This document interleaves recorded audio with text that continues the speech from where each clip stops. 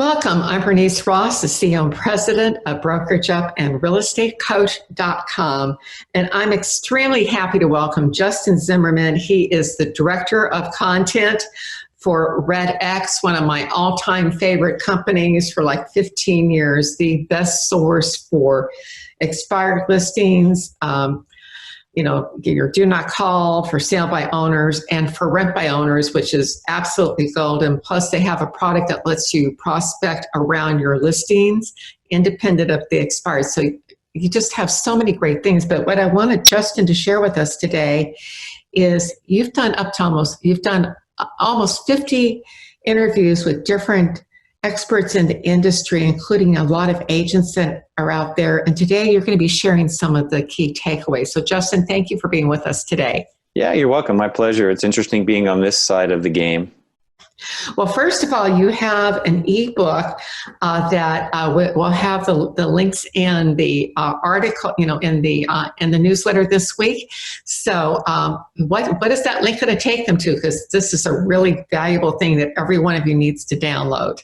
Yeah, so I thought it'd be great to explain that over the last 50 episodes, we launched the podcast to cover specifically what to say and what to do during the COVID crisis to help agents stay positive, focused, engaged, positive. I've said that already, productive.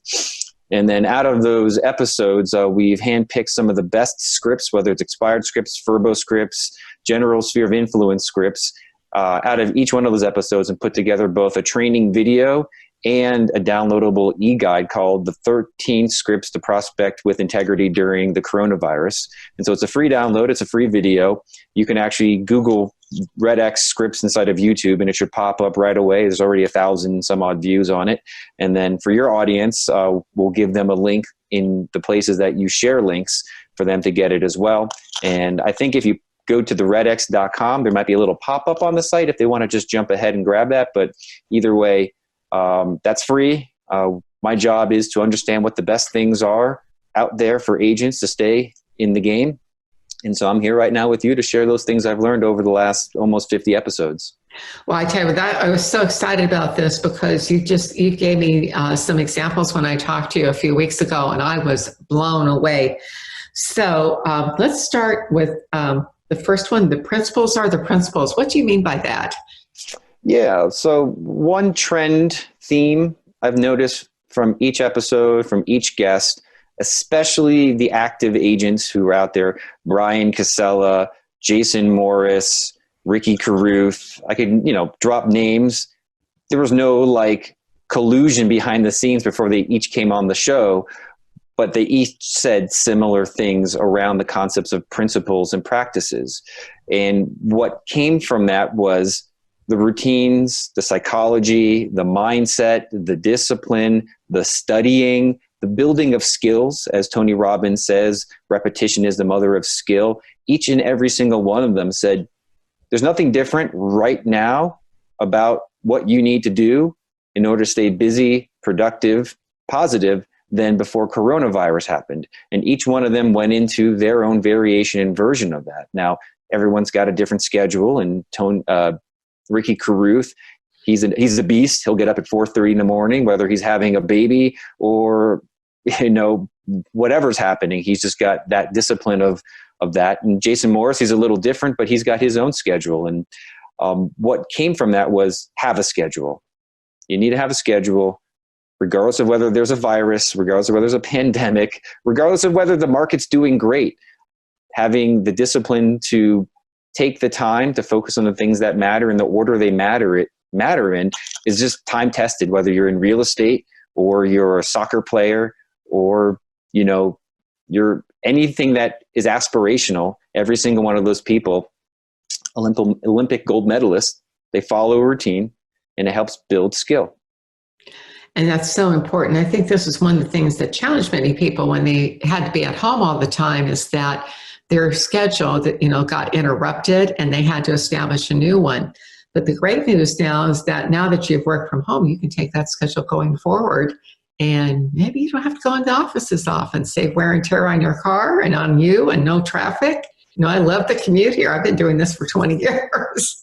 Yeah. And I think that's one of the challenges is that agents, most people do better under pressure. And the problem right now is without the accountability of going to an office, or without the pressure of the phone ringing and things demanding your time, limitless opportunity, the paradox of choice, you make none. And I feel like maybe that's part of the underlying counter principle to this, is that because there's so much choice in what you can spend your time on, that you choose nothing, or you choose to wait and see, when every single one of the agents that we've interviewed on the show, they're not waiting for anything. I remember one that stands out hugely is Burl Workman. He's waiting for the bounce, as he calls it. He was probably one of the most enthusiastic people on the show relative to what to do now, emotionally, energetically, his voice, his tone. If you need a jolt of energy to get really clear on what to do now and what's coming next, he did a really great job in that aspect of it, because he says, now's not the time to wait. Now's the time to prepare, get out there and find your routine, find the discipline, find the people that matter to you, find the mentors, which is what the show's really been about. If we think about it, trying to give agents of all different skill levels, all different geographies, all different personality types, man or woman, the opportunity to find a model, a coach, if you want to even think about it that way, that they can hear and see what they're doing to then follow along. I want to circle back to something you said about agents getting overwhelmed when there's too much choice. There's something in business called the law of three, and also in advertising. You give people too many choices and they shut down. Three is the right number. And one of the things I've always trained, beginning of your day or the night before, identify the three things you absolutely must do tomorrow, or, if it's in the morning today, to get, to accomplish your goals, for your business. And do the same thing for your personal life. What are the three things that you must do to have a good personal life as well, whether it's meditation, exercising, whatever it is, and do that every day. That's a real simple business plan. And again, just getting to those things that you do the best right at the beginning of the day is really, really powerful. Now, you've been talking, Justin, about as you talk to people, what do you hear agents saying out there? Yeah, I'd love to address that, but you've sparked something inside of my personal life that matters to agents right now. And I have a 9-year-old son. He started coming with me on my daily runs. So I have something called a daily dose of Do It. And at first he could do a half a mile, then he could do a mile. He did 2 miles. And the other day I kind of tricked him into doing 5 miles for the first time. And it was because he asked me every couple of, minutes, we at the half mile marker. We at the half mile marker. Are we almost there? I'm like, no, we're not there yet. No, we're not there yet. And if I would have told him that we were there, his mind would have shifted. And I think it would have played a trick on him to give up too soon. And so it was only after we were at the halfway point that he's like, I think we've gone further than a mile. I'm like, oh yeah.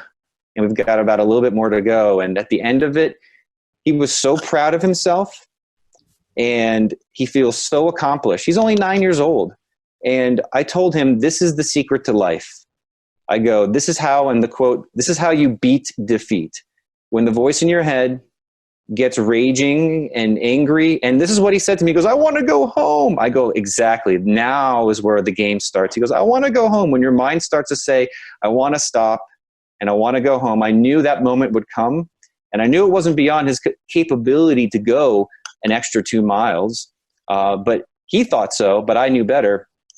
And that the moment in my life where things get to the point where I want to give up, I want to go home, I know every single time I've crossed that line and pushed myself to the next level, I've increased my capacity, I've increased my ability, and my life has just incrementally gotten better. And I feel like that is a big part of where we're at right now for agents, is the psychology of how do we beat defeat? And I call it a daily dose of Do It that starts in the morning. It could be phone calls, it could be meditation, it could be something that challenges you in a way that pushes you into the I want to go home space and then not give up. I love this daily dose. I wrote it down. Daily dose of do it. That is just great. And you get to this also the thing that matters so much. It's mindset, and you hit that barrier. The difference between success and mediocrity is: are you willing to go the extra 5%? That's where most people stop. It's that extra 5% that will get you across the finish line. That other people, they get close to it, but they don't go across. Justin, you've got a lot of customers at RedX. What are some of the actions that people are taking right now as we start coming in off the lockdowns to move their businesses forward? Yeah, a great question. So I'm glad we went into the first part. Really, it was almost nondescript conversation around mindset. And the way I've built the show, and the name of the show is called Stability and Opportunity. We realize stability is here in the heart and the mind, and without centeredness, you can't see or take advantage of opportunity. And so the first part of every show, whether it's visible to the audience or not, is purposefully designed to get into things that allow agents to find their stability, to find their daily rhythm, to talk about what the experts who are our customers, and even if they're not our customers, who come on the show to share what things bring them stability. So then we can get to the second part of the show, which is what we're mirroring right now, the opportunity side. And so to directly answer your question, there are, I would say, two things agents are doing right now. One of those things is nothing. And the other things is reaching out to their networks, building their sphere of influence, and taking advice from Verl Workman, who just said it best. He's not the only person, but I'll give him credit in this sense, because waiting for the bounce. And so I'd like to address the first camp of people who are doing nothing. And we know the people who are doing nothing because they're the ones who are calling in, and they're the people who are canceling the service. And there's a part of the show I get into where I try to talk about price versus value. And what ends up happening in any transaction, or even in personal relationships, we look for the value in something. And when the absence of value, we default to price. And so if something costs $39 or $159 or $2,000 a week or a month or whatever the interval is, unless we're receiving more value than we're paying, then we don't feel good about the transaction. And it's an innate thing. We know when we're getting more or giving more, and at some point in time, we look at relationships, whether it's a business relationship or a personal relationship, and say, all right, what's the value of this? And so when agents who call in and are canceling the service because agents are concerned about money, one of the challenges is happening is they're not doing the things that the other agents are doing to get value out of the service. And so I'm not trying to be preferential or partial or biased towards RedX, because I've asked this question on the show a couple of times as I go, Ricky Carruth, what do you think about this? Dirk Seller, what do you think about this? And I go, what is the challenge? And the this is price versus value. What would you say to an agent right now who is calling in to cancel and is concerned about their budget? What things would you keep? What things would you get rid of? And that's unsolicited. Some of those people aren't even affiliated directly with RedX. And every single time they say, you've got to keep the things that are valuable. You need to pay for those things. And those are the things that keep you connected to your audiences, connected to your sphere, connected to your marketplace, that by the ratio of money that you spend can produce an inordinate amount of value. And so I like to spend time talking about value, because a lot of agents, there's many more agents out there who don't understand the value than there are the agents who are in the other camp, that other group of people I talked about, who are taking action. Well, the takeaway here is the value is the emotional piece of it. And when people get scared, that's when they don't get what the value is. And this is assuming that this is going to lead to a downturn. I'll be surprised that it doesn't, because we've got so many people who are in forbearance and people who can lose their businesses. And we don't know what the fallout is going to be until 6 or 12 or 18, 24 months from now. So the demand's strong, so it's hard to say what's going to happen. But if we do have another downturn, this is number 5 for me. And Downturns are the time when you capture market share. This is your best opportunity. If you want to capture market share, you need to be doubling down on what you've been doing. And that's going, and so the double down on what works for you. RedX works, your tools and systems work. And, if you're doing something else that's working for you, now's the time to double down. But also I want to circle back to what you were saying about contacting people you know. This is really about showing them you care now. And how can I help you with, is there something I can help you with? Not bringing up the real estate conversation, but that's another conversation. Just call to see how they are, be a human. You also mentioned virtual open houses and virtual listing appointments. Could you say a little bit more about each of those, Justin? Sure. This is one of my favorite things that has come about since the coronavirus has forced agents and customers to work in the way that we were eventually going to get to anyways. And so I love it because I'm trying to remember the exact episode because I was like, that is going to be so game changer. So in one of the episodes, the agent who I was interviewing was talking about how they now go for the virtual listing appointment before they go for the in-person appointment. And I thought, as a marketer, or which is close to being a salesperson in a certain way, you want to give yourself as many opportunities to offer a call to action. The more calls to action you have, the more integral they are, of course, the more opportunities you give yourself to move a lead or a prospect or a client to the next level in the purchase transaction. And so what I loved about this person's description of what they're doing and how they're going to say, we're not going to go back to just in-person listing appointments. We're going to do a virtual appointment, a virtual close every single time the conditions are right on the phone. And I thought to myself, if you've studied anything relative, there's a book behind me, there's a lot of books behind me, but one of my favorite all times is The Psychology of Influence by Robert Cialdini. And there is one principle in there that I'll speak to that everybody kind of knows this, but this is the principle behind what I'm about to drop for the double close or the double listing appointment close. Is there was a story about how there was a group he was a researcher and he did kind of funny, cool things out in the marketplace to test out human psychology. And one thing he did, and I'm not going to get the details 100% here, but he said he stood on the street and he stopped random strangers, I think, on the street and asked them, would you be willing to take like a juvenile delinquent to the zoo? And then, of course, most people's response was no. And then he followed up with a smaller response, which was, well, would you be willing just to donate $5 to help them get to the zoo? And what he realized is that when you have a very large ask, the likelihood of the second ask being taken or converted goes up tremendously. And so I don't know the statistics behind this particular person's on our show's numbers. In fact, he says we just started doing this and we're seeing great numbers, but there wasn't enough data yet really to talk about the percentages. But what I loved about it is it gave you two things. It gave you the opportunity to say, hey, if you're ready right now, let's jump on the Zoom. I'll walk through the listing appointment with you. And at the end of it, I'll shoot you a DocuSign and we can sign it.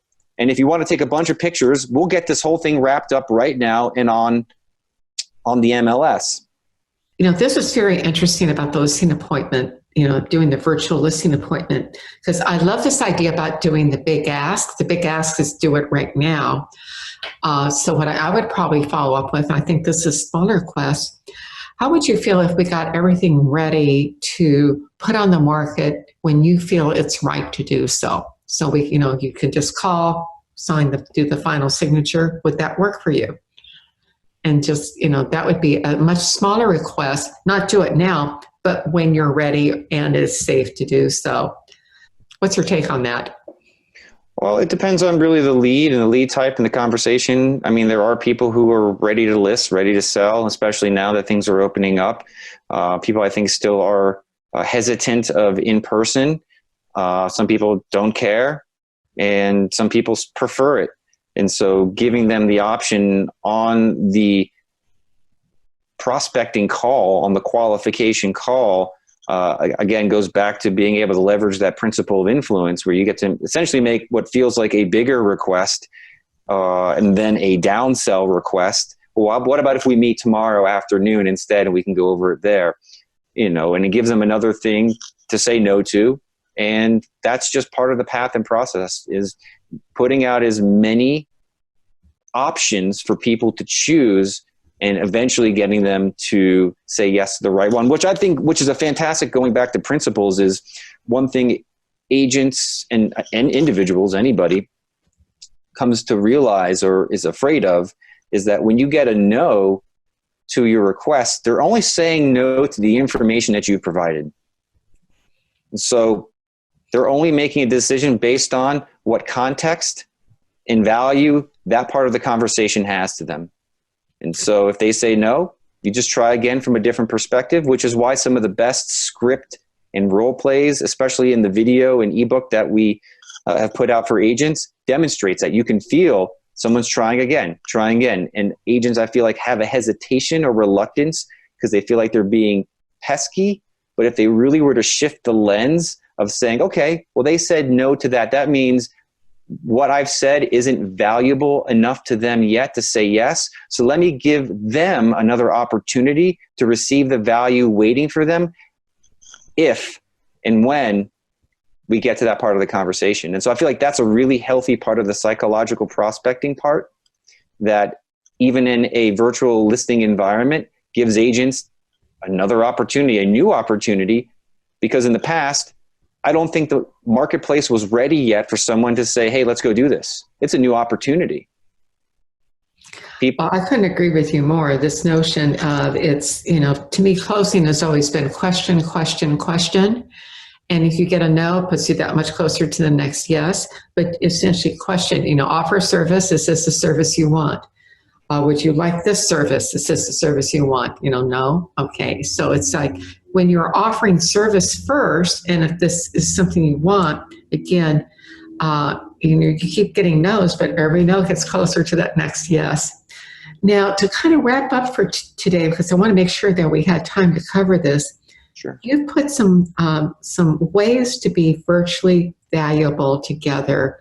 Tell me more about that, because that is a topic that sounds so important today. Mm-hmm. How do we matter? How do we show our value virtually?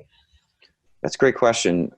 Again, a lot of the interviews we've did on the RedX.com will go in. Every episode has something of value in it. So I recommend people just popping and dropping in there to pick one of those. But from the top that I can bring up, it really comes back down to sphere of influence marketing. And sphere of influence marketing can be your Facebook group. It could be the Gmail contact list. It could be your LinkedIn profile. It could be your past customers. It could be, even if you want to think about leads that you've contacted that you're still working, you might want to offer them another point of view on who you are and what your value is, as opposed to just trying to get a listing appointment or the sale. And so it's never been easier, and the marketplace has never been more receptive to experiencing Zoom calls, Facebook Lives. Those are really the mediums and platforms. But what matters most, because you can get that in a matter of seconds right now. You can go sign up for them or start one on your phone. And what do you say and how do you be valuable is the harder part of the equation, which is the virtual valuableness. So I have one I haven't shared before. I thought it was brilliant. My girlfriend, who also works at RedX, she's like, hey, what do you think about this idea? I go, oh my God, I think that would get you so much likes, so much love. And if they did these couple of things in a row. So here's one of the ways to be virtually valuable and to become liked and trusted in a neighborhood of your choice. So pick a neighborhood that you want to work or you are working.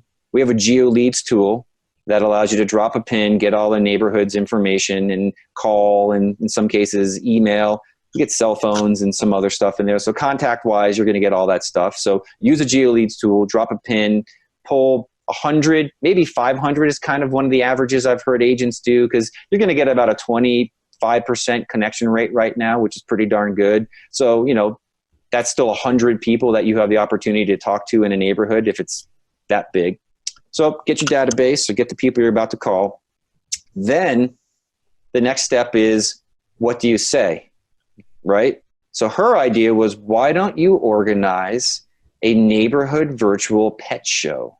Everybody who has dogs, everybody has cats, get them dressed up, get the community engaged, and then have the community vote and win. And everybody loves dogs. Everybody knows the internet's full of cat videos. And all of a sudden, you've become the person at the center of the neighborhood who's brought joy and connection and love and respect and conversation to people who are unable, who won't even cross the street to see their dog walking, the neighbor walking the dog because of the COVID virus. And so I thought that was one of the wildest, most fun ideas. You don't have to even be a real estate agent to do it. If you just want to connect your neighborhood and be the center of attention, which is important in this market. If you follow Gary Vee, if you follow any marketer today, at the top of the funnel, it's all about attention and then building people to know, like, trust, follow you. And so that was one of the ways I thought that I haven't shared yet, that I thought is just brilliant and fun and is a way to create love and connection in a neighborhood.